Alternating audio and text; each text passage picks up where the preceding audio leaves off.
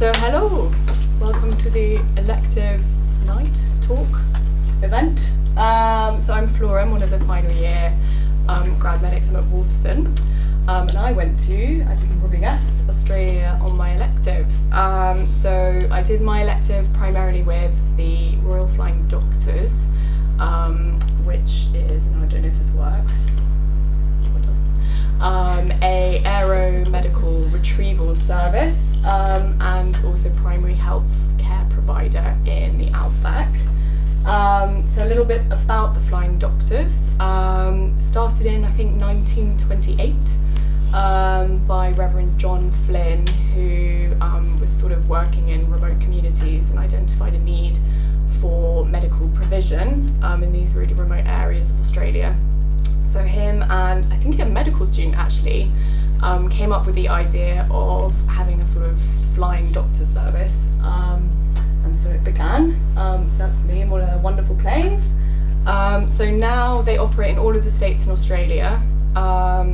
They serve around 300,000 patients in the country, and last year I believe they flew about 26 million kilometres just in the 1 year. So they operate a lot of flights every day all over the country. So that's that. And a little bit about why I decided to do my elective with them. So before doing medicine, I interned at the World Health Organization with their, it's a bit of a mouthful, but the Department of Emergency Risk Management and Humanitarian Response. And I was sort of helping to coordinate health provision in rural and remote areas and what they do in emergency situations. And I just thought it'd be really awesome to do my elective with basically the world leading aeromedical service. So yeah, and also it was a bit of an adventure, and I thought, why not, basically. And that is a TV show that was really popular in the 80s and early 90s, and everyone kept being like, oh, you must have watched The Flying Doctors when you were growing up, and I don't think they realised I was too young to watch that, but there we go. Yeah. So I also did geography as my first degree, so I love maps. So I have, well, I said 3 maps, but actually someone pointed out it's actually 4, because there's a sort of inception map with 2 maps in one. So I was in the state of Queensland, which is outlined in the red, and Australia is enormous, and I kind of knew that, but until I started flying around the outback, I didn't really appreciate just how much nothingness there is there. It's just kilometre after kilometre of dirt and really small shrubs, loads of cows and kangaroos, and encircled are all of the places that I flew to and also drove to. So you've got the Cape up there, and Papua New Guinea is really nearby. So a lot of the retrievals are for PNG patients in that area, and there's also lots of Aboriginal communities up there.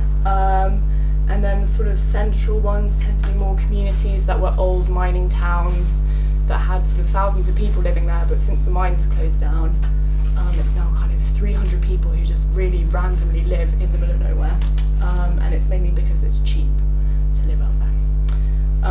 So yeah, and these are 4 pictures that I think summarise my experience quite well.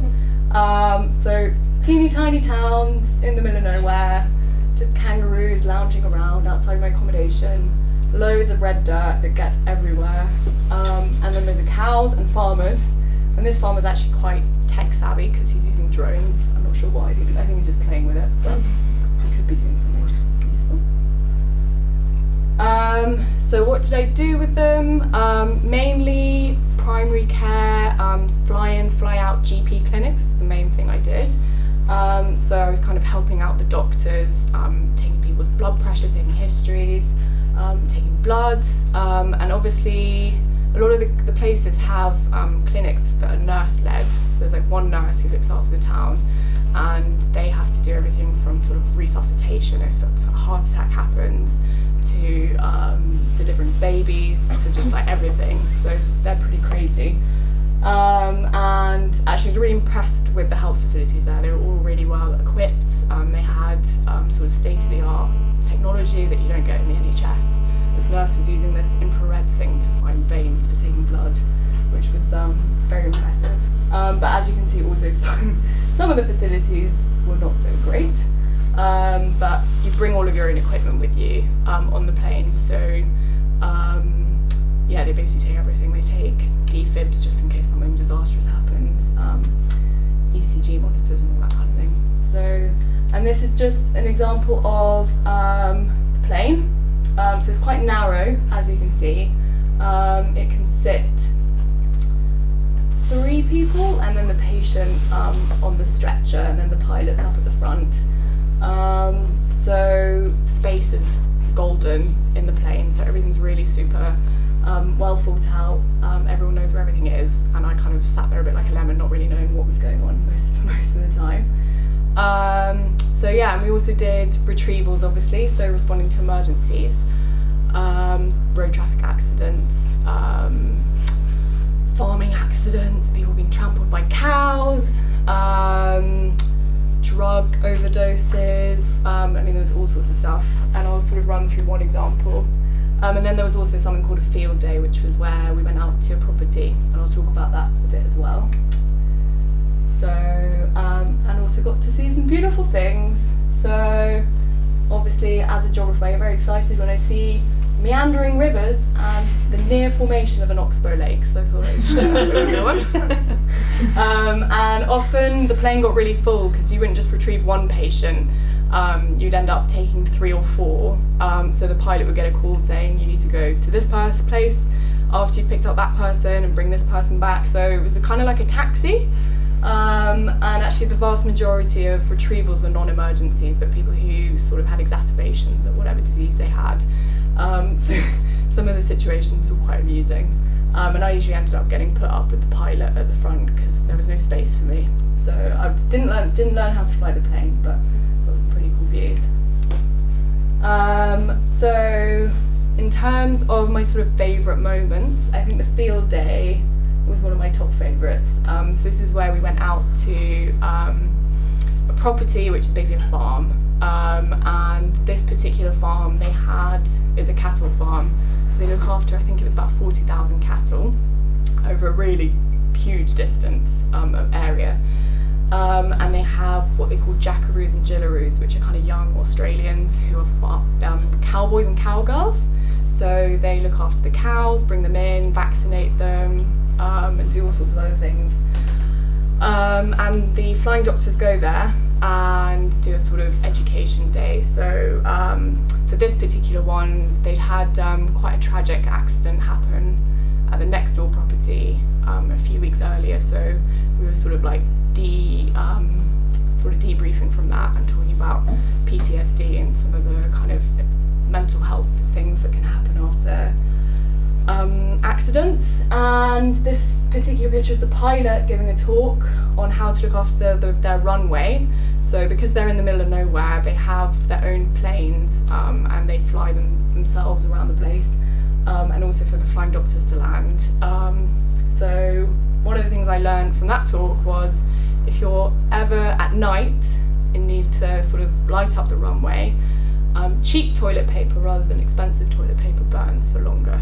So if you ever find yourself in a SOS situation and have 2 types of toilet paper, which of course may happen, use the cheap stuff. And I also kind of helped with a CPR thing and managing snake bites, and then we also ran into the GP clinic in the afternoon. So it was really fun because you kind of got to see, I mean, I've always lived in cities, and this was just a completely different way of life. And they were all, I mean, stereotypically very Australian, sort of very crude sense of humour, but willing to go along with everything, and sort of made me feel very welcome. I think they were a bit confused as to why I was there. So yeah, and then some teachers came along as well and ran a sort of education class for the younger kids. So it was really cool. And then did a lot of retrievals. The one that kind of sticks in my head most is on my last day with them, we ended up having to go to lots of different things, and one of them was going to this place called Arakoon, which I'm not sure if you can see on that picture. It's an Aboriginal community in the Cape, and I think the reason why it's stood out for me was, so this patient had drug-induced psychosis, and he had been sort of long-term control of he had schizophrenia, and he'd been taken off his normal medication and kind of sent back home, smoked cannabis that day, and then obviously went psychotic again. So he had to be retrieved, and he was really pleasant, really nice, very calm, but just because he had psychosis, the pilot basically said we need to sedate him. So he was sedated with ketamine, which obviously from a sort of safety point of view is really important because you just can't predict what's going to happen. But the whole time I was there, I just felt sort of ethically that was a little bit questionable, but obviously from a safety point of view I understood. And then the other reason why it stood out for me was because I'd never really been to a community where I felt so much like the other and sort of part of a system where people don't trust you. And when I read about Arakun now, I can sort of develop more of an understanding of why. So basically, in the early 1900s, some Christian missions came and basically brought together all of these different Aboriginal tribes and tried to sort of teach them Christianity. And some of the kids were taken and put into boarding schools so that they wouldn't sort of learn their traditional Aboriginal customs. And then alcohol was introduced, even though that was really resisted by the Aboriginal elders, and it sort of spiraled into this really awful mess where families are completely broken down, the suicide and homicide rates gone really high, and I think just recently their school had to close down because kids were rioting. And I think it was just a bit of an eye-opening experience for me to sort of see all of that, and to see there's so much money that's put into projects to kind of help the Aboriginal communities, but really the history is so complicated that it's hard to kind of see how they're going to fix all of that. Anyway, so that was that. And then the other thing I did was work with the psychology team in a community called Longreach, which has got about 2,000 people. So they're in their 6th year of drought in Australia. And Queensland, it's pretty bad there. New South Wales is the state where it's having the most impact. But a town like Longreach, the non-farming community really rely on the farmers to bring in money. So everyone ends up struggling. And there's a lot of mental health problems that come out of it, so depression, suicide, domestic violence, sexual abuse, and I don't think I was really prepared for like the level of problems that they have there, and the lack of service provision, especially for sexual assault victims. And the psychologists who were there were sort of just had come out of university, had very sort of generic training. And they were sort of plonked in this community and were expected to deal with some really heavy going stuff. So it was a bit of an eye-opener. And also seeing how, because they became so familiar with people's sort of deepest, darkest secrets, they then found it really hard to integrate themselves in the town that they lived in. So they didn't really want to go out. And you can see why the staff turnover is so high when you kind of live in that environment. So that was a really interesting experience as well. So more kind of cows. So cows there, there's a cow there, and a fake cow there, and just an emu. Yeah, it was a huge cow, that one. And just a random emu walking around. And there's, if you ever do go to the outback, I recommend seeing one of their sunsets because they are beautiful. So yeah, I don't know if anyone here is interested in sort of rural or remote medicine or general practice, but it's basically the rural and remote GPs there are the most generalist medics that you can get. So they have a special training scheme where they're trained in anaesthetics, obs and gynae, emergency medicine, peds. I mean, you basically have to be able to do everything because you run GP clinics, you also run the hospital, and you also have to look after public health, and so it's really quite impressive what they do. But obviously the trade-off is that you live in the middle of nowhere. But it's very good money. So if you want to have a look, that's their website, yeah, I'd really recommend thinking about doing something like this when you're elective, because you do see literally everything, and it's very interesting. So I've just got some tips. I don't know if these are helpful. If you are thinking about going to Australia, indemnity cover, just check with if you're going with a hospital, check with the hospital. MDU don't offer elective insurance to students. You have to go with MPS, who have some sort of reciprocal arrangement with Australia. If you want to have a look at options, I only know about Queensland because that's where I was, but if you go onto their health website, go to employment and then go to clinical placements, there's a non-Australian clinical placements page where they have a list of all the universities that you can get in touch with. Unfortunately, loads of them seem to have sort of elective fees, which is sort of becoming more and more common. Look after yourself. I didn't look at my health insurance, and luckily nothing happened to me, but apparently I overheard that someone had come and they had like some really horrible dental problem, and it turned out that their health insurance didn't cover dental problems, so it was really expensive for them to sort out. So just see what you're covered by. It's a really obvious thing, but just read a little bit about the history and the sociology and the culture of where you're going, because it really sort of frames all of the problems that you see and the health service, and you develop a bit more of an understanding. And then some points that I think over my time I did kind of come across, so you may or may not be expected to kind of do things that you haven't actually been trained to do. So just knowing when to say, actually, I can't do that, is useful. And then also knowing, it's kind of the same thing, but if you really don't want to do something, sort of, it sounds a bit strange, but rehearsing a way of saying no, because often you don't think you'll be put in that position, but you are, and there's sort of cultural ways to go about doing it, culturally appropriate ways to do it. So have a think about that, and also recognise when you're not wanted. So for a lot of these placements, people actually are not that interested in having you there.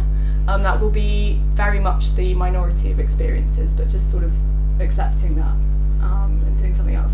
And then as a final thing, rental cars. So I went for the cheapest option with Hertz, which was a surprise package, and I just thought, it's so cheap, that's what I'm going to go for, and they gave me this.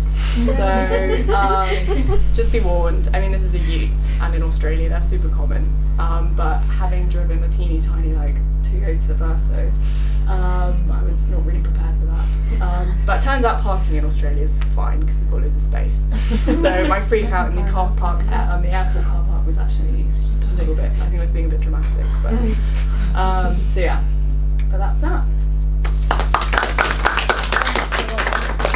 I don't know if we do questions now or later. Yeah, or anyone have any questions? Did I just ask? Yeah. So how long did you spend on each one? So I did 3 weeks flying, and then 2 weeks of the mental health. And did they have a minimum or not? Sorry? For the flying one, did they have a minimum? So actually I was really lucky. So it's quite unusual. I have to probably say they don't normally take non-Australian medical students. This placement kind of fell into my hands, which was really lucky. And they normally only take Australian students for a week. So the fact that I was flying with them for 3 weeks was really amazing. So yeah, they don't have any fixed rules per se. Yeah. Anyone else? No? Oh, I have one more question. Yes. Did you have to get a special visa for doing electives? Yeah. Okay. No, not for Australia. Yeah. Also, like, I know the elective period is supposedly 7 weeks. So how do you? Well, I was just honest. This is being recorded. Stop the recording. And said, I just put in, because you're asked to like debrief and write an elective report. So I didn't make up the fact that I did 7 weeks. I just was honest, and no one said anything. So it's fine. I'm so sorry. Good to know. Yeah. So did you travel around Australia like on weekends? Or Yeah, I did. Yeah, so I've actually spent quite a lot of time in Australia because my boyfriend's Australian. So I didn't do the sort of barrier reef. I was in Cairns, so the obvious thing would be to do the barrier reef and stuff. I did that the summer before.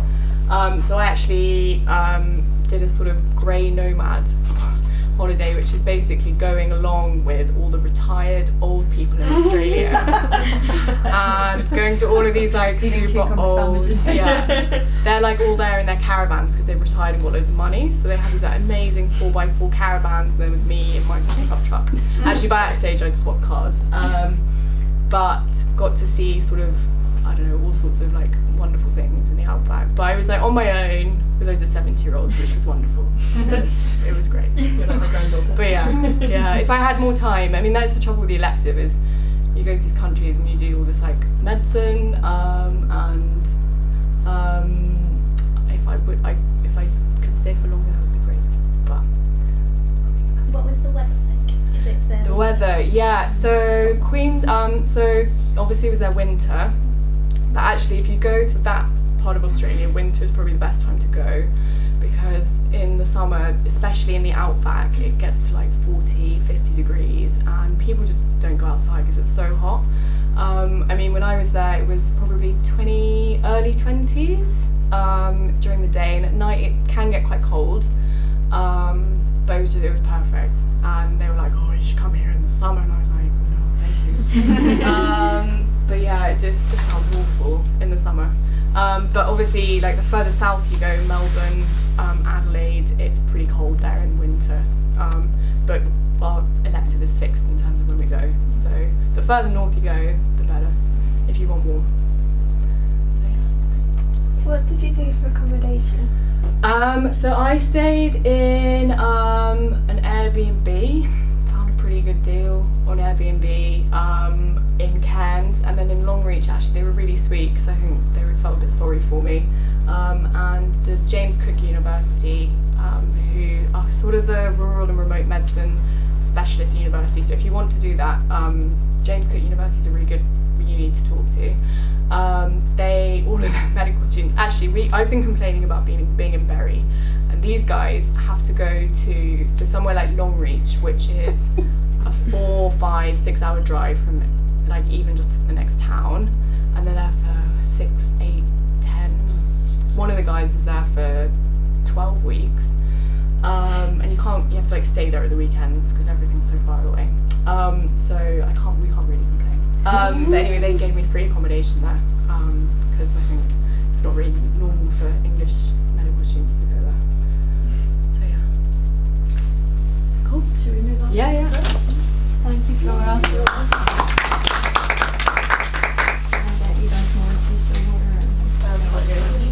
Well, I might turn this light off because my pictures are not as good quality as Flora's, so it might be.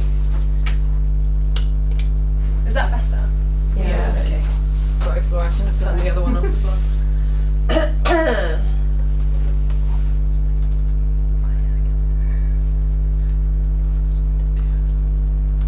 Cool.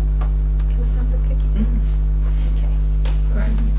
So I'm Emily. I'm from Lucy. I am a final year medical student, and I did my elective in Japan.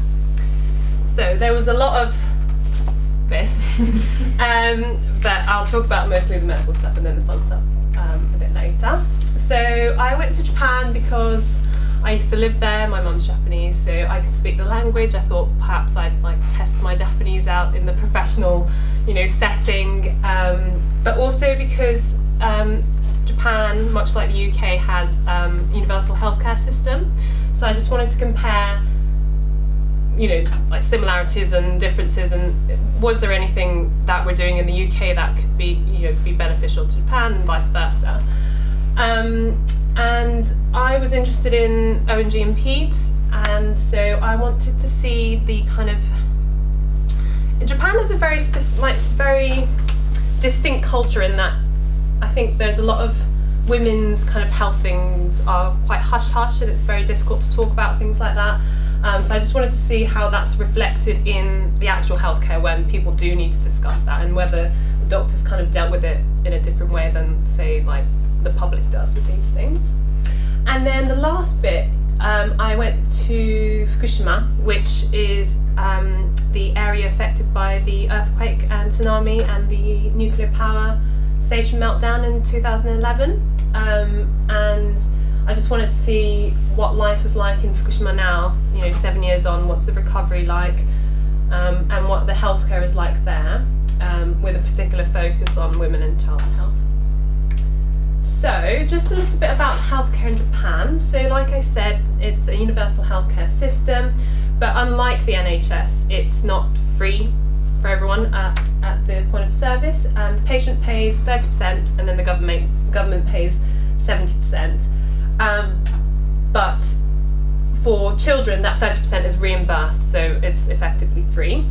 And the patient pays only above a certain kind of income threshold, so people who are low income don't have to pay. And most often people have health insurance through their companies, so a lot of the time the actual person or their family normally don't pay that 30% either, so effectively it's free. And also in terms of the kind of hospital systems, we've got the GP system and then secondary referral, but in Japan you have small clinics run by doctors, and they're already kind of specialists rather than GPs. So say if you had a gynecological problem, you would go see a gynecologist, or if your child was sick, you'd go see the paediatrician. So that was another difference in the healthcare system that I saw. And also we have public hospitals, much like the NHS hospitals, but private clinics or private hospitals, but you are able to get public healthcare there, if that makes sense. So you only still have to pay 30% of the fee. So I hope that's kind of cleared up a little bit about what healthcare is like in Japan, or the system at least. So I spent 7 weeks in Japan, 4 weeks in Chiba Prefecture, which is, which one's the pointy? I don't know. There, Chiba Prefecture, Kamogawa, and then Fukushima for 3 weeks, where I did 1 week with the NPO organisation and then 2 weeks in a university hospital. So the one in Chiba Prefecture to the left was a private hospital, and the other one was a public hospital. So I'll speak about the Kameda one first. So this was Kameda Medical Center. If you type into Google like medical electives in Japan, this is probably the first website that pops up. They're quite keen on getting kind of international students and international doctors in, so I think it's quite an accessible hospital to go to for a non-Japanese speaking medical students. It's a family run, so Kameda is the name of the family. It's a family run hospital, but as you can see, it's not like a tiny clinic, it's like massive, and they have locations in Tokyo and other areas, and people come. There's actually like a bus from Tokyo Station that goes directly to this hospital, so that kind of tells you how kind of well known it is. So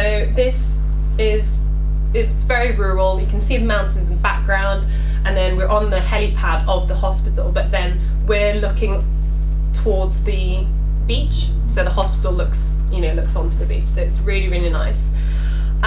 In terms of kind of what I did medically, I did 2 weeks ONG, 2 weeks peds. I'll focus mostly on the ONG because the peds was very not exciting, shall we say. It was very much of a muchness, very similar to English hospitals, but also I was there for 2 weeks in the peds department, but there was only like 3 inpatients the whole time, mostly because it's quite, I think there's a lot of private little clinics that deal with kind of the day-to-day things, and when the kids were brought here, it was because they'd had, say, like a febrile convulsion or something like that, and they were then discharged that same day, so not very many children came in, which is a good thing, I guess.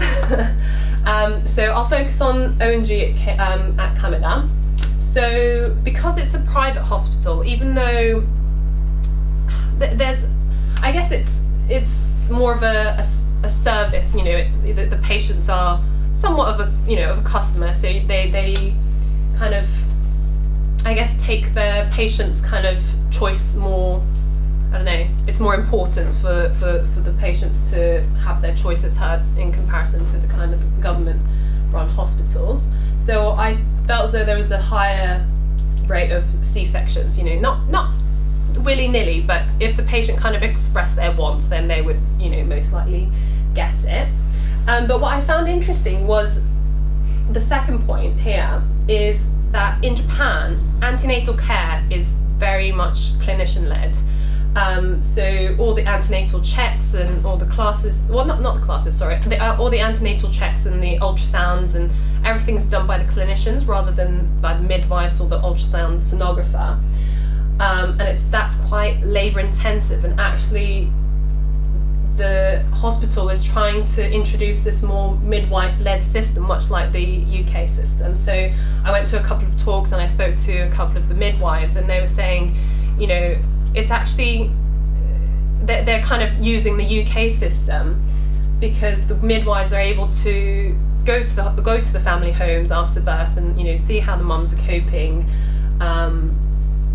and give them kind of more of a holistic approach and a better support that way. So they were kind of working on making this program, but there was a slight bit of resistance actually from, I guess, the patients because of the way it's been run, you know, up until now. They have so much trust in the clinicians that they don't feel as though the midwives have enough, say, of like a skill set, but that's completely not true because they're so experienced.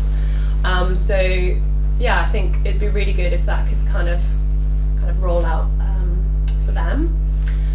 Also, there's been a lot of kind of media hype in Japan about analgesia and kind of epidurals during childbirth because a mother died because they'd had analgesia, and I think it'd gone horribly wrong, and but that was, you know, just one case of one maternal death, and it was kind of blown up massively in the media and saying, oh, you know, epidurals are super dangerous and it shouldn't be given, and so there's quite a low uptake of use of analgesia during childbirth, and this hospital was really kind of pushing for it because it gives, you know, shortens recovery time, and you know, it's a lot more of a pleasant experience. You don't have to be in, you know, excruciating pain the whole time, just, you know, for a little bit. So they had some like evening talks and stuff, so they were recruiting, or they had obstetricians who were in the kind of local private clinics that they owned come and kind of learn about epidurals, what's the appropriate way to administer them, and kind of the pros and cons, and so that they can give you know, the correct information to the patient. So that was really good. And also, Japan is in dire need of anaesthetists. They don't have enough. So actually, at this hospital, because they did so many C-sections, the leading obstetrician would put the epidural in, and because they'd done it so many times, they were perfectly skilled, and, you know, they knew what they were doing. And also in Japan, there's again been a lot of media hype around the HPV vaccine. So when it was first introduced, so when was like 10 years ago, or more than that, when I was, you know, say like 14 or something, that's when it was introduced. And the uptake for the HPV vaccine was like 70% or something, much like the Western countries.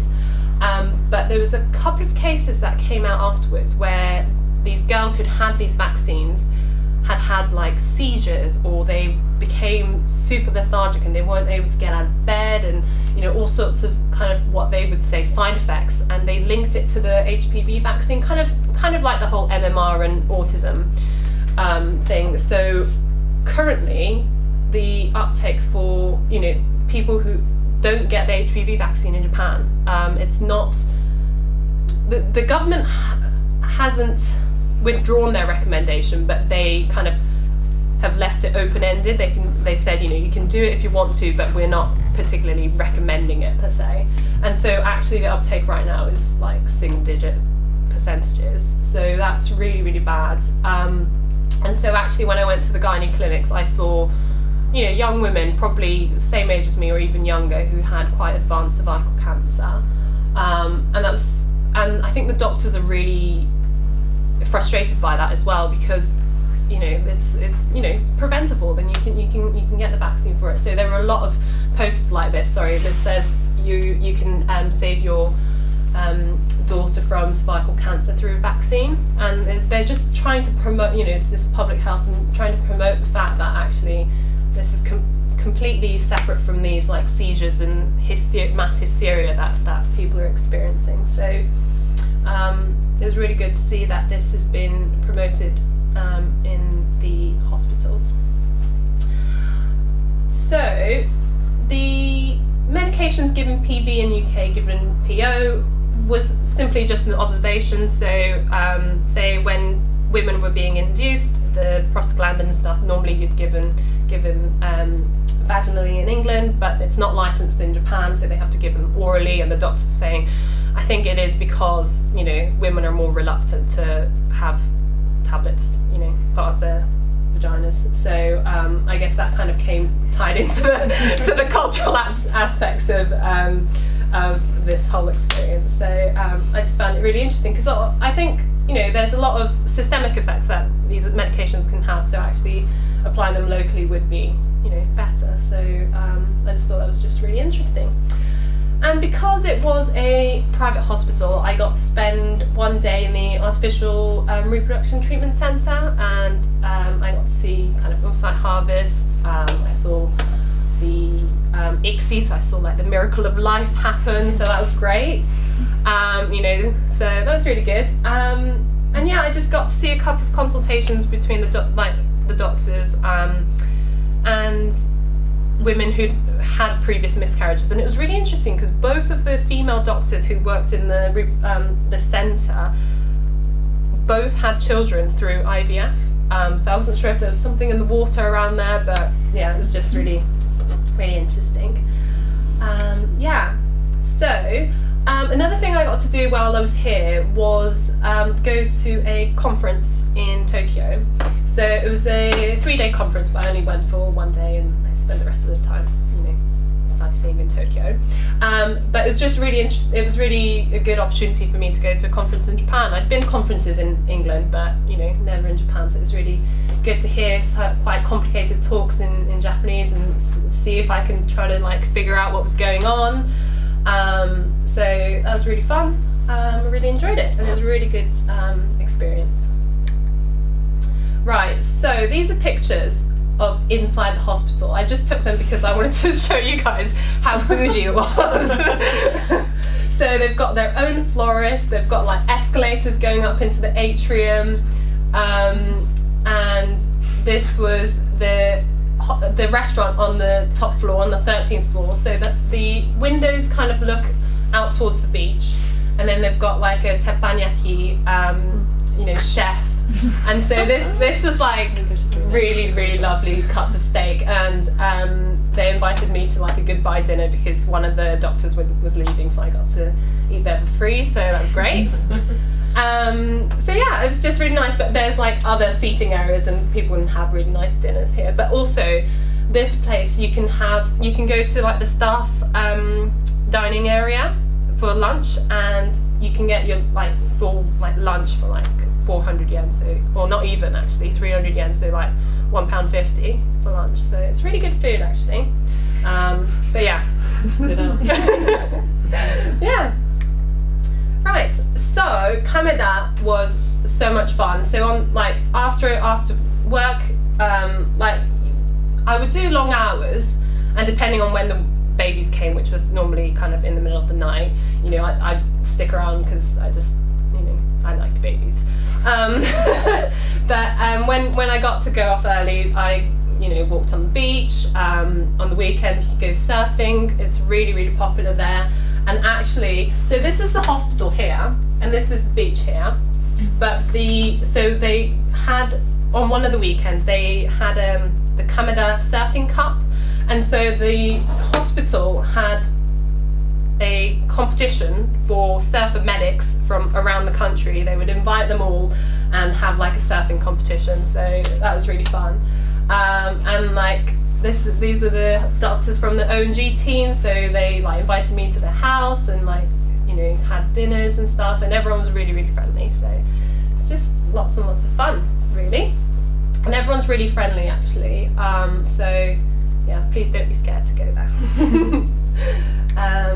Right, so Fukushima. So I'd never been to Fukushima before, and I didn't really take notice of it until 2011 when the massive earthquake and tsunami hit. And earthquakes and tsunamis are quite common in Japan, unfortunately. But what was kind of the most devastating thing was the nuclear power plant meltdown, which happened. And so it's the kind of aftermath of that radiation contamination, or the fears surrounding it, which was the kind of massive factor that is still, quite prominent, I think, in this area, not just in Fukushima but the surrounding areas as well. So I just wanted to see what life was like there now. So I spent 1 week in Beans Fukushima, which was an NPO which started up as a kind of, they had a free school for children who couldn't go to school for whatever reason. So they might have been, bullied, they might not, fit in, or they just didn't feel as though they could go to school for whatever reason. So they had that kind of open space for children. But after the 2011 disaster, they kind of started doing different things and trying to support mothers and children who were living in Fukushima or who had to evacuate and then came back to Fukushima. So I'll just talk a little bit more about that as well. And then I spent 2 weeks in the Medical University Hospital, which was a government-run hospital. So Beans Fukushima, like I said, was doing a lot of support work for women and children in Fukushima. So these are little post-it notes we had from one of the mum cafes. So they would have these cafes where women could come and talk about their worries. It could be about bringing their children up. It could have nothing to do with the radiation. But I think a lot of the things did have to do with their fear of radiation and the effects it might have on their children through like water, food, and all sorts of things like that. And school trips to the seaside, is it safe? Everyone was really, really skeptical. And because it's been 7 years, I think there's kind of a atmosphere at the moment of like, oh, why are you still worrying about that? That's finished now. Everything looks normal now in the habitable areas of Fukushima. So people are kind of like, what's the big deal? But then there are some women who feel as though they are worried, and it's just a nice place. It's a safe space for them to be able to speak about these things frankly. And I think Japan is a very food oriented country, I think, and so food plays a large part in someone's childhood and bringing them up, and I think that was one of the biggest worries the mothers had, and whether or not that because of the whole Chernobyl and the increased rates of cancer, everyone's still worried about that with the aftermaths in Fukushima. So I think it's just a nice place for the mums to be able to kind of word vomit and just be able to express themselves. So that was really nice. And this little house here is where the free school is. So the kids would come, and sometimes they felt as though they couldn't come back. They couldn't go to school because they had evacuated, but then come back into the area that they used to live in, and now the new friendship groups have formed, and they feel as though they're not part of the community anymore. So there's been a lot of difficulty with reintegration into the community once you've come back from evacuating elsewhere. So that was really interesting as well. And on one of the evenings, I think twice a week, they run these like after school clubs where the kids can come and do their homework, because while they were evacuated, some of them couldn't go to school, and so they're kind of a little bit behind at school. So then I think retired teachers are there to kind of help them along, and so that was really good. So I helped with some maths and English, which was lots of fun. Right, so again, I seem to be harping on about the radiation and that power plant, but that's still such a hot topic in Fukushima. And this is inside the train station. They have this like energy kind of information area, and they're just trying to talk about like different ways of generating energy, like solar energy, wind power, stuff like that. So I just thought it was really interesting, and they're really kind of putting their, I don't know, they're really trying to get the ball rolling with the kind of old like renewable energy stuff at the moment, because there is so much resistance against nuclear power plants now. Right, so after I spent a week with the NPO, I had 2 days where I was able to go to the areas which were directly affected by the tsunami, so where it was like washed away and stuff. But from the centre of Fukushima city, where I was staying, to get to that the coastal area which was affected, you have to take like it's still like a no-go zone between there, because when the radiation accident happened, the wind kind of wafted it over inland, and so a lot of the contamination is still in the woods, and actually it was really difficult to decontaminate this area, and I don't think they've done anything yet. So these pictures are actually from a bus. No one could go outside, and so you can see it's kind of, I mean it's beautiful, but it's clearly overgrown, and these areas have been barricaded. And previously, if you go down this road, there'd be kind of houses and farms and stuff, but people are not allowed back in this area at all yet. And so it just showed kind of how much it's changed since, and how it's still not fully recovered, you know, this area where it's been affected by the radiation. And then here, if you can see, these are all black bags here, and they all contain the topsoil that they took off in their decontamination efforts. And so they've decontaminated all the kind of inhabited areas now, and then they've put it in a bag, and then they've kind of dumped it. And I don't know if they know what they're going to do with this now, because it's all in black bags, so it's not doing anything, but it's still there. And so I don't think there's quite a solution at the moment, but you know, I think people feel as though, I don't know, actually I don't want to put words into other people's mouths, but I felt as though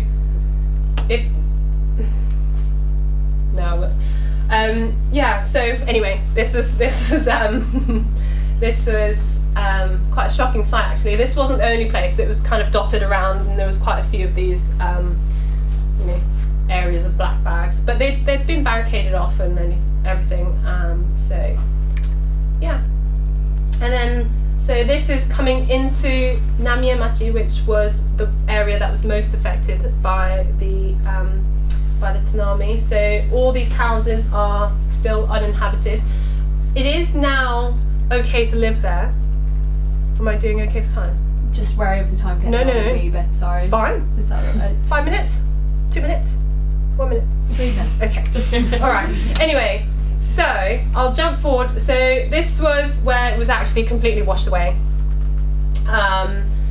And these were the houses that was left, and this was the elementary school where thankfully all the kids were able to evacuate, but the kind of time is staying still, kind of thing. Right, so this was the government hospital. This was a brand new thing that was built, and the way they've angled the windows, it means that all the hospital rooms face towards a really nice mountain view, and so you know, everyone has a lovely view.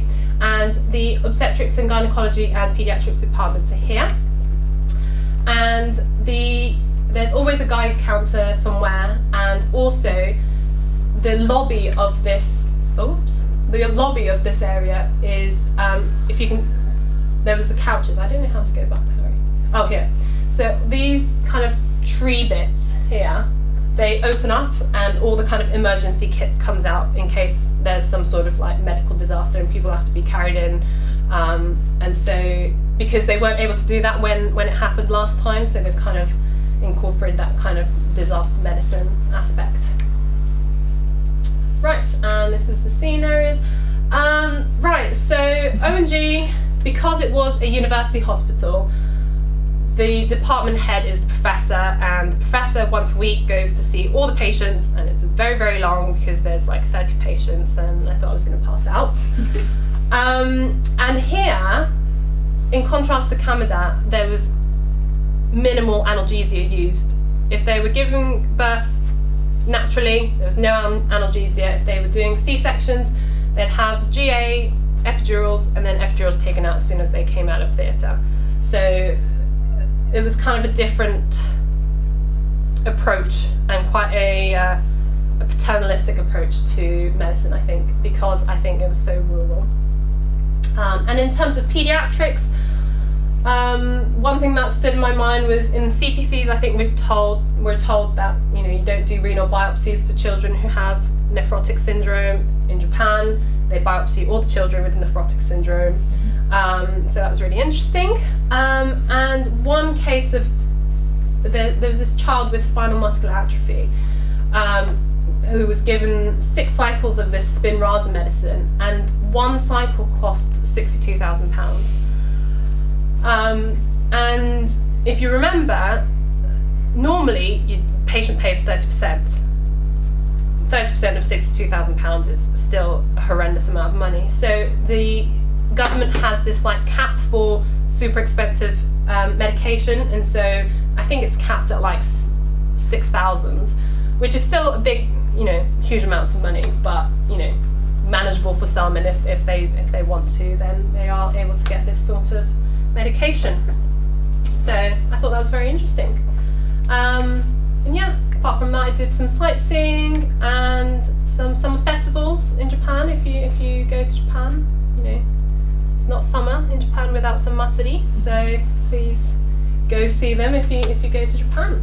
Right, sorry I went on forever. That's okay. Thank you, Emily. And then if you keep questions till the No, end, no, if do. anyone has anything specific, we can ask directly.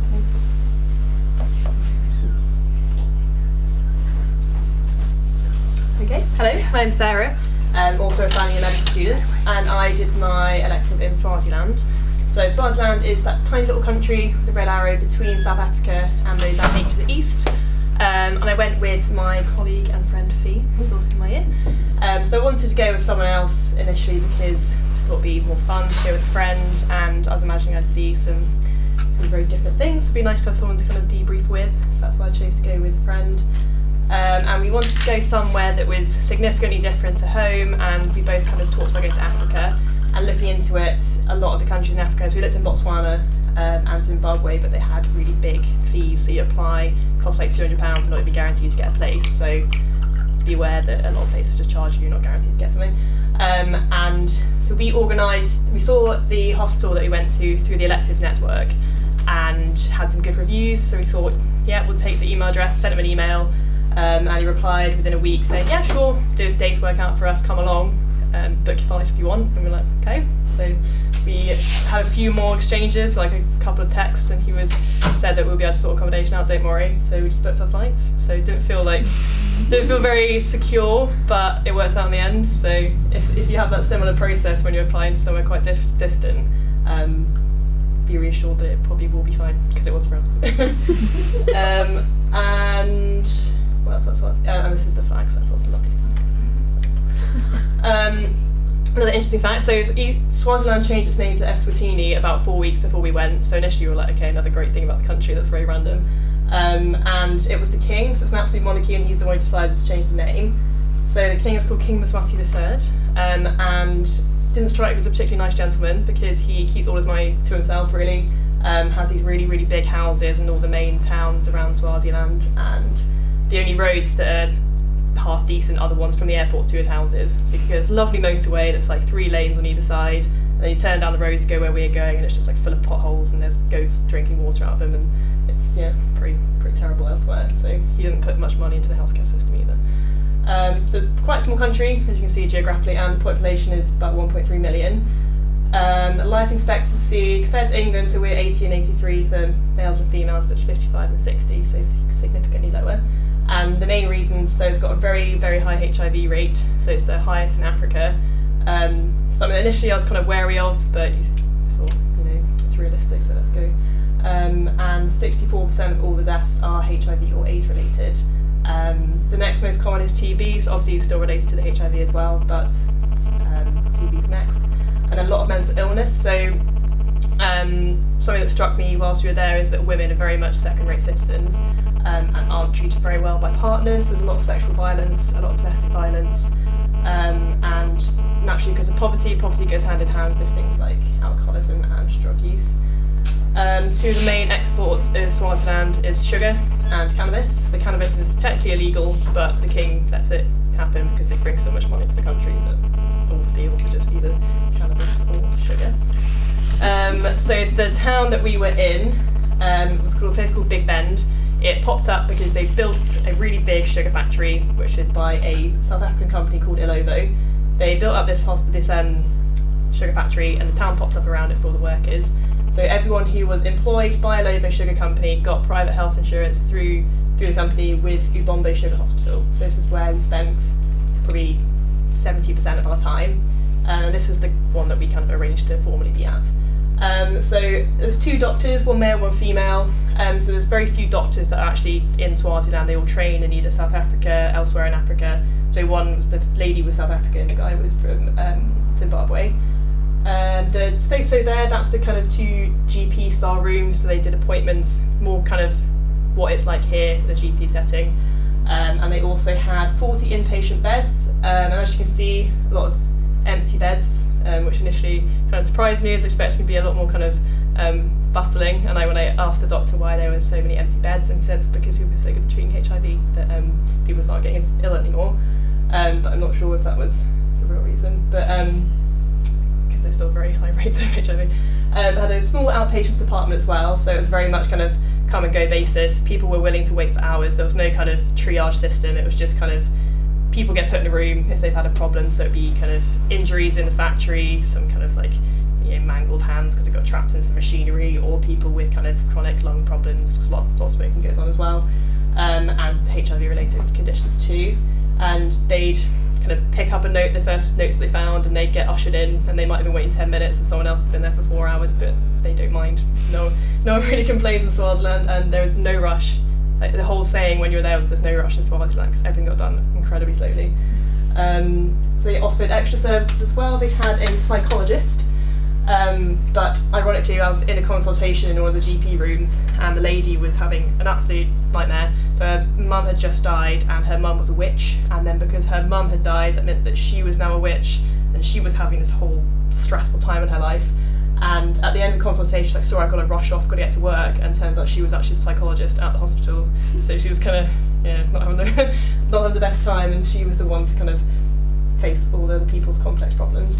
And there was also a dentist there one day a month, and interestingly, he actually he came to Cambridge to do medicine, but then mysteriously dropped out because they cut his funding or something, and then he went to Bangor University.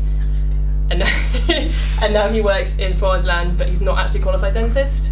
And that's something that I'll talk about in the next hospital as well, is that a lot of the people who are working under the guises of an obstetrician, gynaecologist, paediatrician, they're not actually formally qualified in that specialty. They're general practitioners who have a particular interest in it, and coming to a place like Swaziland means they get a broader ability to kind of practice that, which when I found that out, very strange. Can't really imagine going to a dentist here, and it's like not really a dentist, sorry. But I'll pull your teeth out if you like. This is the hospital itself, and as you can see, beautifully sunny weather. So it was also winter when we went, so it was probably early 20s as well. And everyone kept on saying, how aren't you cold? It's our winter, it's freezing. They're all wearing coats, and we're like in vests because we're sweating because it's boiling for us. Got tans and everything. So that was the private hospital. And this is the Good Shepherd Hospital. I didn't take a photo, sorry. But it's the public hospital, so it's government funded. so as I mentioned earlier, not much funding gets poured into this aspect of the country. It's about 200 beds, but as you can see, it's a very, very large catchment area, so it's a quarter of the whole land mass that's covered by this one hospital, which is about 250,000 people, predominantly very rural. But so that said, the ratio is 250,000 people, the number that can like physically reach the hospital, because it would be like an 8-hour walk or maybe a little bit more, is significantly lower. They have a separate eye hospital, so this brand spanking new building had been erected, and it was amazing clinic and high-tech technology for, they were doing cataract surgery, trabeculectomies for glaucoma, and other random eye things that are a bit gross. And it was quite an interesting contrast that loads of money had been poured in by a charity run by one of the doctors there, so that had everything you needed, and then the rest of the hospital had basically nothing. They had their neonatal intensive care, but it was one or two incubators. There's no nurses, so the mums had to act like the nurse, and they were like, oh, if your baby stopped breathing, just let us know. So all the weight was put on the mother, which was incredibly stressful. And yeah, just very, very resource poor access to equipment, and the level of training of the doctors sometimes. So I said I was happy that I went with someone, because I saw my first cardiac arrest here, and there was no algorithm that they followed. It was all an absolute mess. It was frantic, everyone running around. Someone's doing chest compressions, and then somebody calls it, said, oh, there's no point trying, so they stop for a bit, and then it's like, oh no, she twitched, and they start again. So it's like no kind of continuous CPR or anything like that, and they didn't have access to something to intubate them with, and they had to run and find a defibrillator, then find an extension cord, because nothing was just really sensibly organised. That was quite eye-opening, definitely. And this hospital also provided a home-based care programme, which was funded by UNICEF. So there's a couple of shipping containers with basic equipment, one big 4x4, and we drive out for 2-3 hours into these incredibly remote areas. So it's an example of one of the houses we went to go see. So there's no electricity, no running water, very poor sanitation, just very, very poor living conditions, and this is what a majority of the population of South Swaziland lived like. So this is a lot more kind of what I expected I'd see when I came to Africa, as opposed to the private hospital you went to. So we had the equipment, which gives a kind of a stethoscope, blood pressure cuff. They had some rudimentary drugs. They had a few antiretrovirals, so they could start people on short courses with the hope to go to the clinic, which I'll talk about next, to get kind of repeat prescriptions. A few antihypertensive drugs, a bit of paracetamol, and they didn't have any antibiotics or anything, so they'd be able to like, yes, you've got an infection, but sorry, just fluids and paracetamol and hope for the best. So this is, I got permission to say it's Fosu, don't worry. It's perfectly anonymised. So I just thought it was an incredibly interesting case. So this is the family we went to go see. This is the father, and I mean, translation was always a bit of an issue because I don't speak Siswati and not everyone spoke English by any stretch of the imagination, but it looks like he has neurofibromatosis too, or one or two. And so he also was blind in both eyes from bilateral cataracts, also had HIV, also had what looked some kind of like osteomalacia maybe, and then had a little girl who had really severe scoliosis, a little boy had Down syndrome, and another baby. So it's just a genetic, incredibly interesting family, but also really interesting contrast that had that family been in England, the amount of kind of like multidisciplinary care that just a child with Down syndrome would get, and they're kind of living in this little hut in the middle of nowhere. And sometimes I'm imagining that because the whole like the elements of witchcraft that's quite prominent in Swaziland, they probably look at a little girl with her scoliosis and think she's possessed or something horrible, so they're kind of ostracised as well. But yeah, so that was kind of one of the families that really, really stuck out to me. And so he got given a few days of antiretrovirals, and we like went on our merry way, and he got hope that he'll go to this clinic here called the Ebenezer Clinic.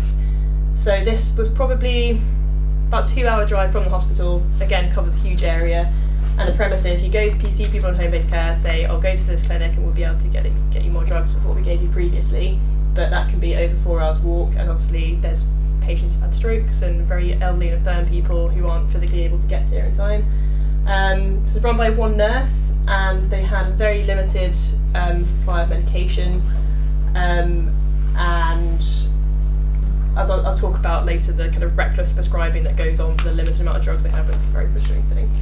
So these are the kind of main contrasts that I pull between like being exposed to the NHS and in Swaziland. So as I said, very slow paced. There's no rush in Swaziland. They infuriatingly slow at doing anything. And here GP appointments take 10 minutes, but they know everyone so well that you can be chatting for half an hour and everything runs so slowly. Incredibly paternalistic, so the lower education level generally meant that people go to doctors and they get told what to do. There's no kind of two-way discussion, very little patient autonomy. They just kind of send them on their way with the drugs. They don't really know what they do, which means they're prone to not taking them anyway. Patient confidentiality. So I know in NHS hospitals you have curtains with the premise that it gives you confidentiality, but at least you can kind of hide behind it, but you can still hear. In Swaziland, it's not that. There's no curtains at all. There'd just be beds out that all, as the photos showed earlier, there was just beds next to each other. And so when I saw the cardiac arrest, there was just 2 people either side, just in their beds watching it go on. And another one was a boy came in, he'd had like routine bloods for his HIV, and it said his viral load was undetectable. So he was like, great, I'm cured of HIV, God's cured me from HIV, I'm just going to stop taking my antiretrovirals. So one, you can understand why viral load undetectable, that kind of makes sense that he thinks it's not in his system anymore, but hadn't had the health education to say it's good that it's low because the treatment's working. So he stopped taking his medication, and it was this discussion with the GP trying to like get him back on them basically, for the interest of his health, and he wasn't having any of it. And he used his last ditch attempt at the doctor, look, he's like, look, you work at the sugar hospital, right? So yes. So do you know, says this guy's name. He's like, oh yeah, he's my manager. So, oh great, well he's got HIV and he's taking medication, it's working for him, so if it's working for him, definitely work for you. And he was like, oh okay. And I mean, if you did that in the UK, you get sued so hard. Yeah, exactly, ridiculous. And I was just kind of like sitting there trying not to have my mouth open, like, what's happening?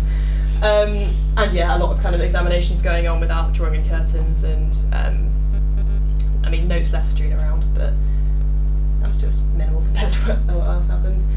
The prescribing patterns, there's very little evidence-based panel medicine. So obviously, UK, everything's very evidence-based, BNF is the Bible, but so a little girl came in with a febrile convulsion, but had no kind of infective signs, and they just gave her like a stat IM dose of ceftriaxone, and that was it.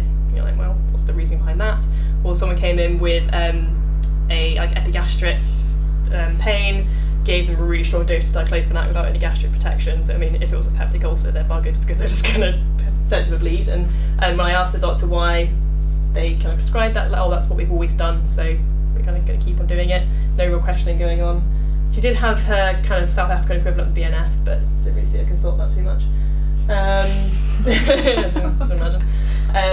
So the ratio is about 1 doctor for 7,000 people. There's one anaesthetist, 1 dermatologist, 1 neurologist, and one other one, but none of them are in the country, so if you need them, they come from elsewhere. And the anaesthetist that I saw at the other hospital was actually just a nurse with special kind of extra training anaesthetist, so he's intubating and everything. So yeah, a very big contrast to be called a crash button and all these people just assemble, and it's incredible. So banging on about a lot of resource poor, so very little equipment, very little medication. And then my first placement back here was GP, where you can type something in, a million options for drugs come down, you're like, oh fantastic. It does make you really appreciate it a lot more. And the issue with traditional healers, so because a lot of the people live in tiny rural areas very far away from any hospital, their main source of healthcare is traditional healers who live within the community, so you can understand it's very geographically easy to get to them. But there's not a lot of faith in Western medicine in that people will go to their traditional healers.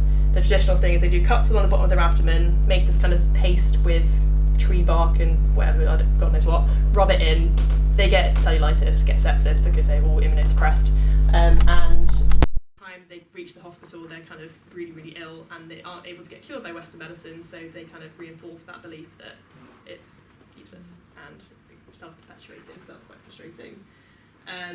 And that was more prominent in the public hospital than it was in the private, because the education level and just kind of more integrated into that town. And a lot of devout Christians, majority in Swaziland, and as I said with the boy believing that God had cured him from his HIV. And whilst there's a lot of religion here, I think that's quite powerful, and that was more prevalent there, so it's another issue to deal with. And the language barrier, because I thought more people speak English than they did. All the notes were in English, so it's alright. Do you not do your Duolingo first? I did pass the Swati, so I was doing Spanish, ironically. And this is the fun bits, these are fun weekend bits. So this is Sabeli Rock, so it's an absolutely beautiful country, and temperature was perfect for us. We did a hike with the Natural History Society of Swaziland, climbs up this beautiful hill, mountain, it's not really big enough to be honest, I guess. And we went to Hlani National Park, which is in Swaziland, absolutely gorgeous. We saw, so it was kind of put on a show for us, all these animals, it's really nice. Went to Kruger, so because it's really close to the border, it was only about 2 hours to drive to Kruger. And together with a group of other medical students at the hospital, there was about 8 of us, with some people from Austria. And coincidentally, Ed, in the photo on the right, who's an undergraduate colleague, happened to be at that hospital. That's how we got our connection. And we went travelling around to St Lucia, South Africa too. And we also got a tour of the sugar factory, which was very nice. But he was like, oh, do you want to try it? Just puts his dirty hand in a whole batch and like gives it to you. So you're like, a bit dirty, but fine, it was delicious. And yes, so that's me. Thank you so much. Is that alright? Yeah. So last but not least.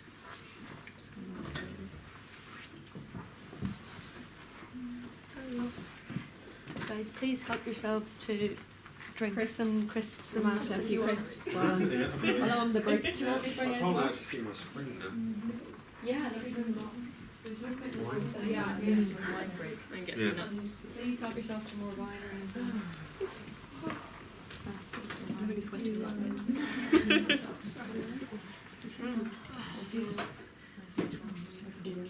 Want some juice? Yeah.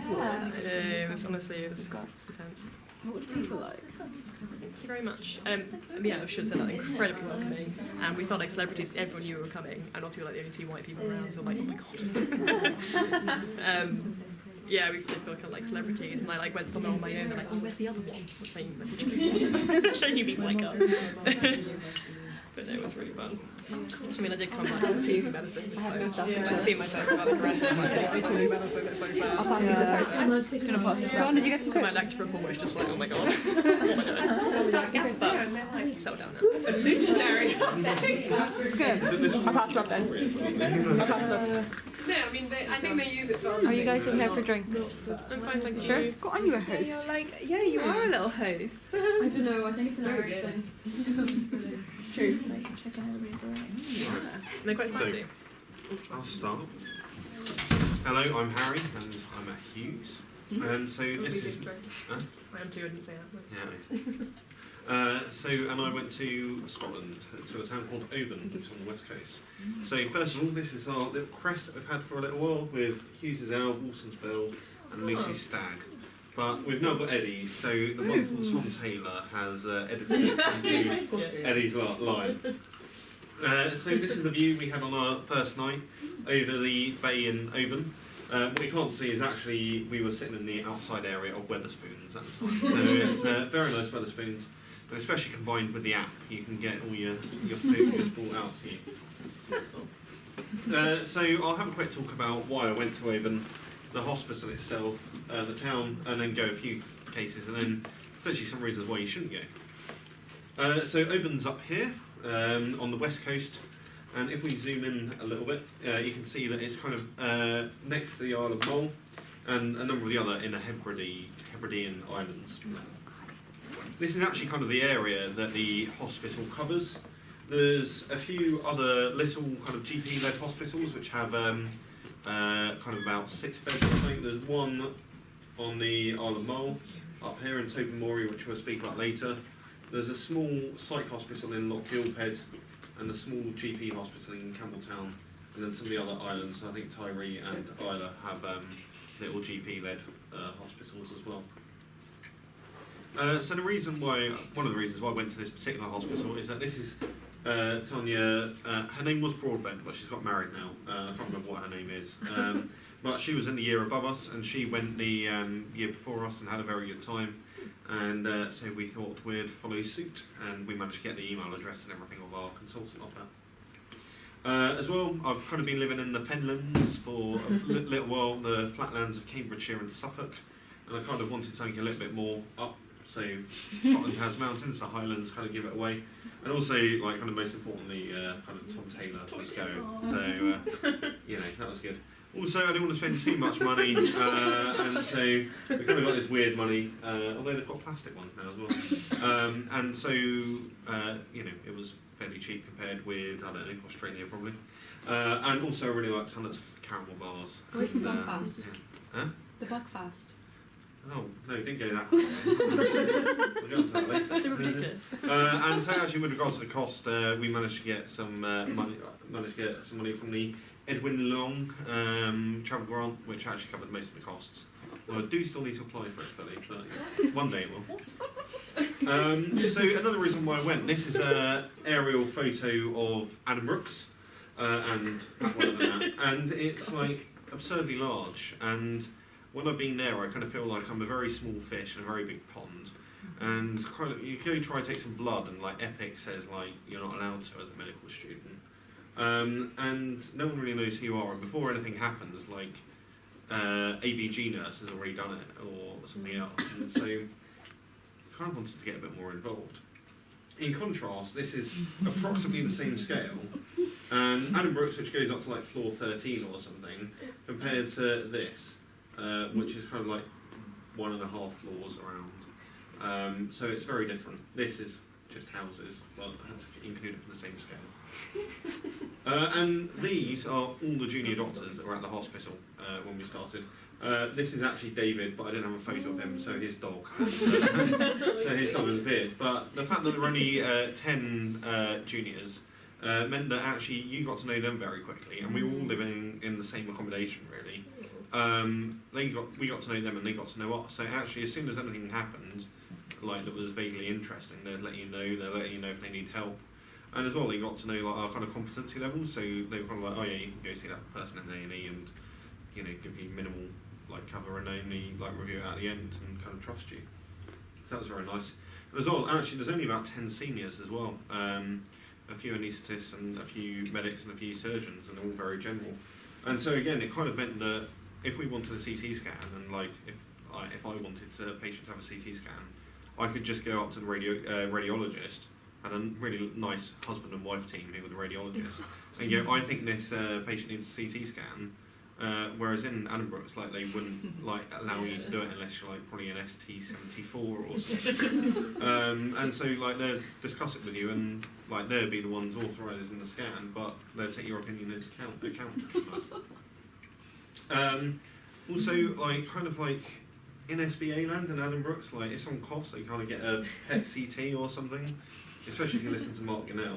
And I kind of wanted to go to somewhere that was a little bit more, you know, classical medicine, you know, tap some people on the chest and go there, got pulmonary edema or something, and kind of do it like that. So this is the entrance to the hospital. It's quite, as I said, quite a small hospital. It's got a small A&E department, which is predominantly nurse practitioner led, with the juniors and seniors feeding into it as required. One surgical ward, one medical ward, and then it's kind of got a midwife-led O&G, obstetrics, kind of maternity unit, and very few people are actually born there. It's predominantly the kind of before and after care. One nurse-led kind of rehab ward, one theatre, one endoscopy room, and a really good restaurant, and an outpatient department, and some of the specialists from like Glasgow come up and run clinics and that. So as I said, this is the kind of geographical area it covers, which actually when you compare it, like this is on the same scale, that we've got kind of the area covered by Cambridge, UEA, all the London, and like Brighton and Sussex medical schools kind of cover exactly the same area. But of course the number of people who live there is quite different. But some of the aspects are still probably the same. So Oban's probably about the same size as Newmarket. But like let's say someone from like Margate like needed to go to hospital, and they need to get a boat to like Ipswich or something, like we'd think that was absurd. Whereas like some of these people like travel that far, and like some of the consultants like fly out from Oban, which is where the Red Blob is, to Tyree, which is just off the map here, to run a clinic for the morning, and then fly back. Do you have your own planes? Huh? Do you have your own planes? No, but there's like the Hebridean Airlines, which seems to be like not that much bigger than Flora's pickup truck, with some wings. That fly out there. And so that means that some people travel for absurd distances to kind of get to do things, and we'll touch on that later. This is McKay's Tower, just one of the urban tourist highlights. He decided to commission it because he was really rich and wanted to give the townsfolk something to do.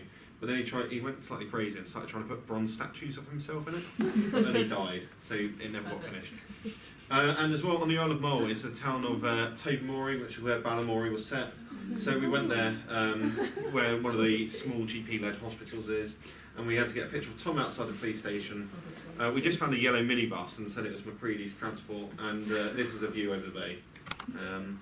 Other random things, so this is a 9-bedroom castle for just over $500,000. Unbelievable. Which in Cambridge will probably get you a terraced house on Mill Road.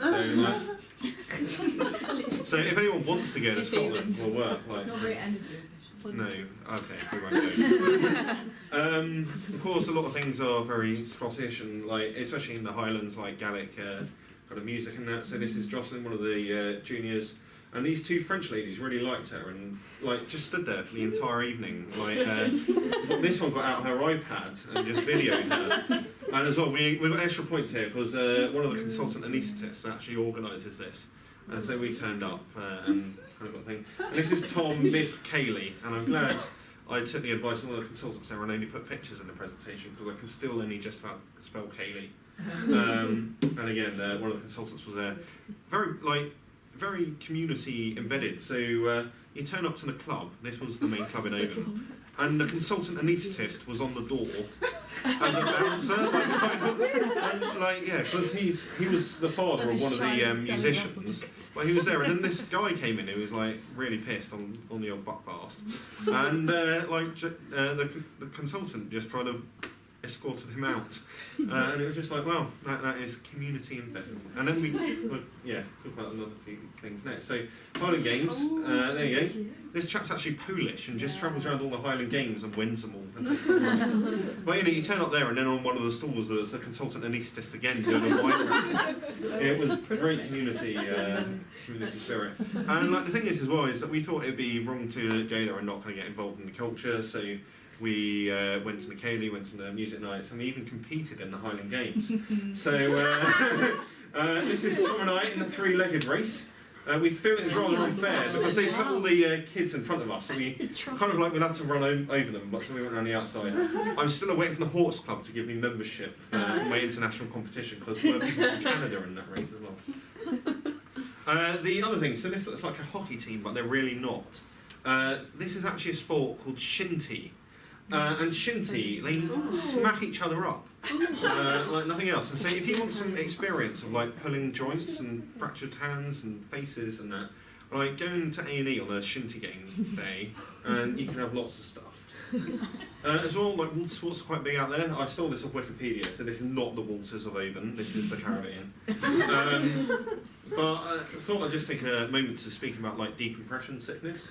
So, but actual medicine. Yeah, a little bit of actual medicine. So it actually generally gives you like loads of really vague symptoms, like bubbles form and screw everything up. And so if someone's gone to scuba diving and then comes up and is a bit unwell, like kind of consider decompression sickness. Don't give them any Entonox. One of the questions you should ask because that goes into the bubbles and makes everything worse. Give them high flow oxygen and you can give them some saline. And then if you just actually go to Google the Hyperbaric, like UK Hyperbaric Association, they've got some phone numbers that you can ring. This is our nearest one, and they'll tell you actually what to do and can potentially coordinate their retrieval and take them down to the nearest hyperbaric chamber, either by road ambulance or as to talk about helicopter. But you can't fly high in a helicopter because the pressure goes lower, so you need to do a low-level retrieval. And so this is actually us and some of the juniors in a hyperbaric chamber, not compressed. Their F2 teaching seems like school trips. Like, so they went to the hyperbaric chamber, but before that they went to a salmon farm, and before that they went to the police station. So it is just like, school trips. But there's 2 beds in here, so the patient will get kind of locked in there with a HCA who will get pressurised. And something I never really kind of considered about hyperbaric treatment for is how long they're in there for. So like the minimum cycle is about like 12 hours, and many people go in there for even longer, so it's like 72 hours odd. And so there's a little hatch where you can pass your poo out, and food goes in. So that's good. And of course the HCA can't leave either because they're being pressurised, so if they left there, you'd be all over the place. And then this is the outside kind of control area with lots of switches and cables.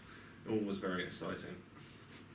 Now, the other tip is that if they do get taken to a hyperbaric thing, take all their gubbins with them, because the clever people that know about this sort of stuff can extract their like scent profile and work out if something was wrong with the regulator to try and work out what actually caused the problem. Now, the hyperbaric chamber was managed by an interesting chap called Colin Wilson. So he was a kind of GP anaesthetist. So he was a GP, saw GP patients, and then went out to the hospital to anaesthetise people. Although he's retiring now, and GP anaesthetists are less of a thing. But he was clinical lead for the hyperbaric chamber, and he's also like medical director or something for the RNLI. So he also responded to lifeboat calls, and lifeboats not only go out to the kind of things that you would expect, like people who get washed out, or ships or boats that are having problems. But also, we've got a lot of islands here, so you can actually see there's like a little obelisk. There's like a little obelisk thing in the kind of background here. That's actually on an island called Kerrera, which doesn't have any healthcare provision. And then behind that, that's Mull. And so if the ferry stops and someone needs taken over to the island, or even if you need the police taken over there because someone's doing something, they need to get the lifeboat to kind of do them, take them over. And also, something else that was very interesting, they gave a talk on about how they're doing a, like, sort out the medical treatment delivered by the lifeboat crew, who could be like butchers, bakers, or candlestick makers with no medical background, and how they kind of divide it up, and even like the medical staff who get involved. It's chopping around and dark and everything, about how they actually kind of factor in the human factors into that and stop people making mistakes. The other thing, as you saw, is like kind of, I like helicopters, so here's a helicopter taking off. That they're obviously quite important in Scotland with the large area, similar to what Flora was saying. So one aspect of it is the same as what you would probably see East Anglia Air Ambulance or Magpass or EHAT do around here, is that if someone crashes or something, they'll fly out and treat them at the side of the road. But the other aspect is the kind of medical retrieval. So we had a number of them while we were there, like unwell patients or whatever. They fly out, help you stabilise them, and then fly them down to Glasgow. Now, Glasgow is an interesting aspect to this, and the reason I put this up is that there were a number of cases where we had discussions, and so I remember we had this like elderly lady, like late 80s, came in with flash pulmonary edema and was looking pretty darn ropey, to say the least.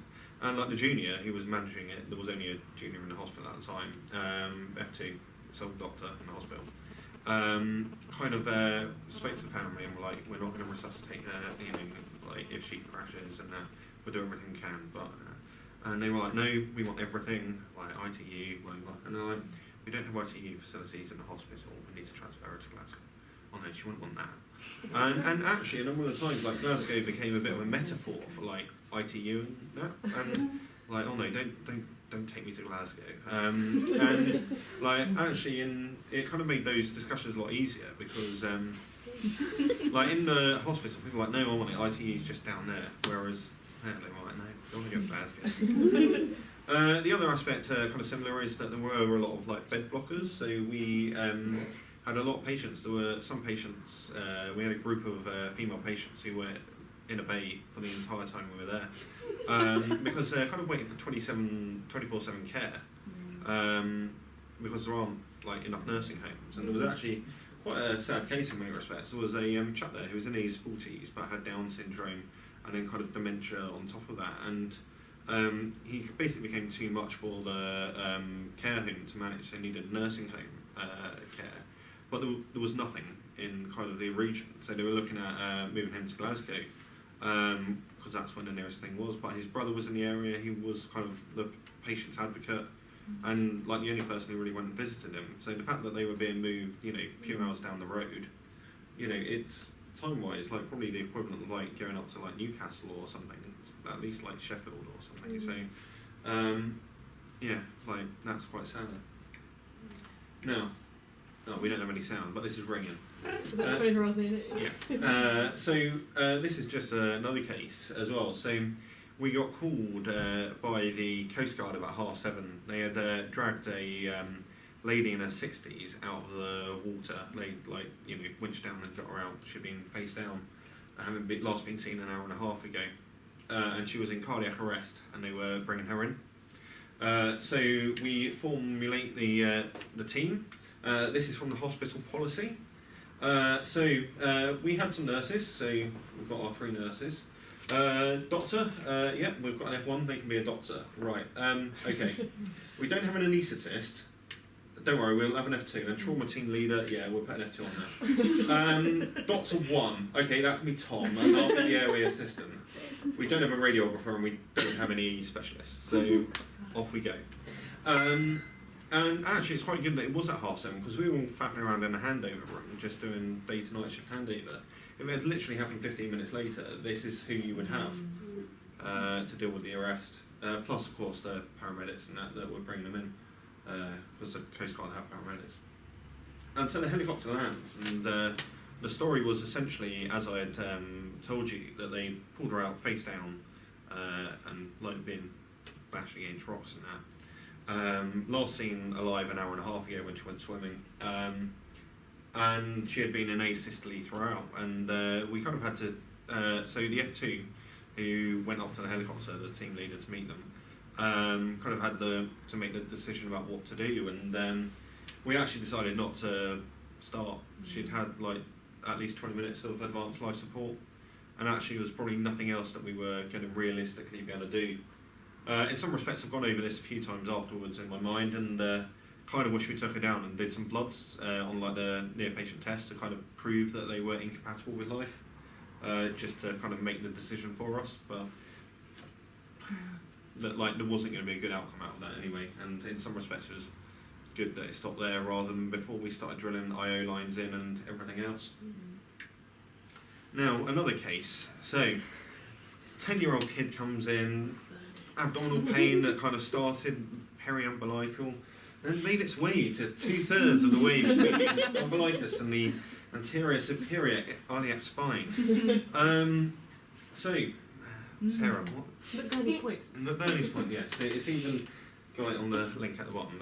Yeah, so appendicitis, probably. So how do you manage appendicitis? So, answer the postcard. What we can do is we can call out the air ambulance to take them down. We can get a road ambulance to take them down to Glasgow.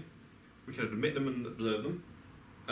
We can call in the consultant physician and the consultant anaesthetist, because out of hours, the assistant, unless you can find a medical student to do it, is the consultant physician who they get in from home to be the surgical assistant. Or we can send them home. What would you do? We sent them home. So it was actually an interesting thing. So the consultant did give the parent his phone number to kind of go like, if anything like happens, call us and we can organise stuff. But so with regard to the ambulance, at night Oban only has one ambulance, and this is at the person's the staff take the ambulance home. One of them does, and the other one gets a little car. And if they get called out, they get out of bed and go, and they're on 72-hour shifts. So if you took it down to Glasgow for the surgery, we would have no ambulance, really. You'd end up taking it from like right down here to go up to if you needed one. So, we just the helicopter just wasn't there. At night we didn't have much staff, and so actually the observation and care they would have got would probably have not been like that great. And also we didn't have a children's ward, so they would just be plonked on the adult ward. As well, like it's not, if you need to do surgery at night, you need to also call in the rest of the team. Like labs aren't working at night, so you need to call in the lab and any scanners and radiographers, which then means nothing works the next morning because they're all still in bed, and so there's no ward around. So you just continue. And also, as we've got lower staffing at night, we don't really have the opportunity to monitor someone afterwards. So actually, he was quite senior, and that you don't go there as a junior consultant. to send him home because he'll probably get better observation from his parent at home and be more comfortable. And then say, don't feed him anything, come in tomorrow at 8 o'clock. And we had him on the table at like 9. So, just got him prepared and got him monitored at home. He didn't live far from the hospital, so it's probably the safest and most comfortable thing. But slightly, don't put that in an SPA.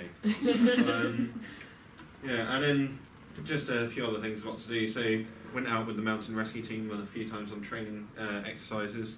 And actually, learned quite a lot from them. Again, similar to what I was saying about the lifeboat crew, about how, because again, these are butcher bakers and candlestick makers who go out, but they're allowed to give morphine and that because no one else can get out there, and you'll be extricating people. And then they don't have too much technical kind of equipment, and so how they monitor their patients just using the standard things. And thinking about how they package their patients so they're on their side and that, so that if they've had morphine and then start vomiting, they're just clearing it out. Because sometimes they're on long traverses, so it kind of actually is something to think about in potentially our hospital environment as well. The other good thing was this is Fly, the rescue dog, who gave us a lovely demonstration of finding people who hid, and was very friendly. Reasons why you perhaps shouldn't go. So this is Oban's nightlife. This is the club, and so something beforehand. This was at the club at the start with, and this is it beforehand as well with lots of kids in it for the Kaylee. And the club also kind of had videos playing, which seemingly included kind of the start of what was it, Father Ted or the Vicar of Dibley, or songs of praise playing over and over. So if you really like something like that, don't go to Oban. And as well, the nearest MRI scanner was in Glasgow, so if you really wanted to go do some neurosurgery or something, that's not happened really that much in Oban. It's all kind of the standard stuff. You, as Flora kind of alluded to, you are a jack of all trades. I went there loosely under the anaesthetics department, but went into emergency medicine and surgery as and when required. As well, a bit about being flexible. So this is called the Bridge over the Atlantic onto the Isle of Sail. And we were meant to spend some time down there doing some rural GP. The reason for this was actually partly due to the fact that Dundee students were still there. And so we couldn't really get in their way. Transpires they had their PATH exam afterwards, so they were more than happy at the fact that we were on the war grounds and not them. And also the GP was on holiday. But this bridge is actually really scary because it's got such an angle on it that you kind of drive over it and you can't see anything because you just see the sky. But yeah, some kind of aspect of flexibility is needed. So if you want to go there and get one particular thing out, you may not be able to get that. And you need to be able to. Oh, this has music, but you need to pipe bands of it. And also whiskey. Tom and I found this a little bit difficult, but we learnt a lot and got a few more hairs on our chest as we progress. And also, a lot of my photos so far have been a bit sunny. This is the more classical view of Oban. So yeah, like that. And this is actually our last night. Also spoons. Also spoons. I've got a lot of various different images from this particular vantage point. And so thank you. Thank you. Can we all say thank you so much to the fourth years who've all presented. They were all really, really interesting and all very different, which was really good to see. So thank you very much for coming. I know some of you have travelled from placement. And I know you guys have to get back, but I'm sure if anyone has any specific questions, they wouldn't mind answering. We'll hang around. Thank you again.